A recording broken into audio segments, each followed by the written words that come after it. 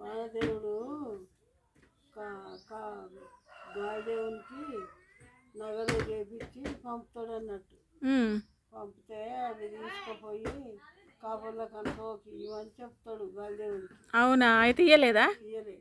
పోయి ఆయన కుమ్మరుగుడి దాని దగ్గర అవి నగర ఇవి దాచిపెట్టి నాకు ఫోన్ ఇవ్వని ఇస్తాడు.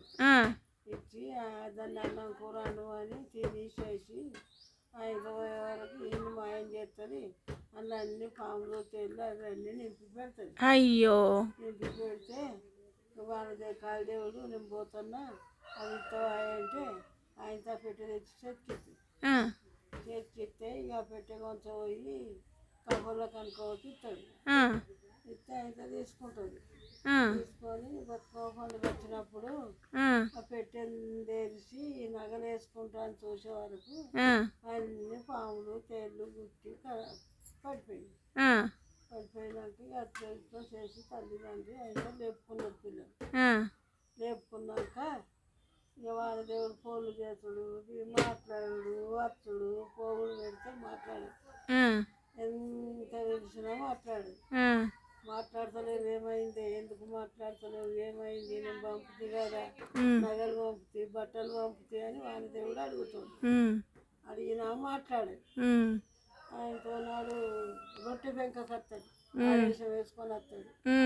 రొట్టె పెంక ఇస్తావా రొట్టె చేసుకోవాలని వస్తే అట్లయినా మాట్లాడదు. ఇది రొట్టె పెంక ఇస్తుంది కానీ మాట్లాడదు. ఇక అయితే ఇట్లా ఎట్లా మాట్లాడకపో ఏం కథ దీంతో ఎట్లయితే మాట్లాడాలని ఆ దొడ్డికి పోతే దాంతో నీళ్ళు పట్టుకొని దొడ్డికి పోతాడు.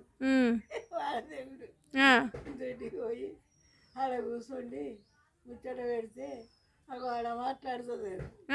ఇట్లాగ అట్లా ఇట్లా చేసిండు అట్లా చేసిండు ఇవి పంపుతా అన్నాడు అవి పంపుతా అన్నాడు ఏవి పంపలేదు పాములు తేళ్ళు పంపిండు కట్టెట్లా పంపిండు ఇట్టెట్లా పంపిండు మనం నాశనం చేసిన వచ్చేదాన్ని బతికిన అది ఇది అని కాపుల్లో కనుకో అన్నీ వాళ్ళ దేవుడికి చెప్పింది. అప్పుడు విన్నాడు. ఎందుకు మాట్లాడతలేవా నువ్వు అనుకొని ఆయనకి వేయండి. వాళ్ళ ఇంటికి ఆయన వేయింది వీళ్ళింటికి ఆయన వేయండి. పోయినాక గాలిదేవుని పిలిచి నేను నీకు ఏం చెప్పినా కుమ్మరిగుడి దాని ఇంటికి పోకు అని చెప్పిన. నువ్వు ఎట్లా పోయిన వాడికంటే నేను పోలేదు తమ్ముడు అన్నాడు. నువ్వు ఓన్లీ అవి ఏమైనా నగలు మరి కనుకోలో కనుకోకి ఇవనే చెప్తే నీకు ఆ నగలు కొంత పోయి కనుకోకి అన్న కుమ్మరిగుడి దానికి ఇచ్చి పాములు తేళ్ళు కొంత పోయి కాపల కనుకోకి ఇచ్చిన అవన్నీ కుట్టి ఆ పిల్ల సచ్చేది బతికింది.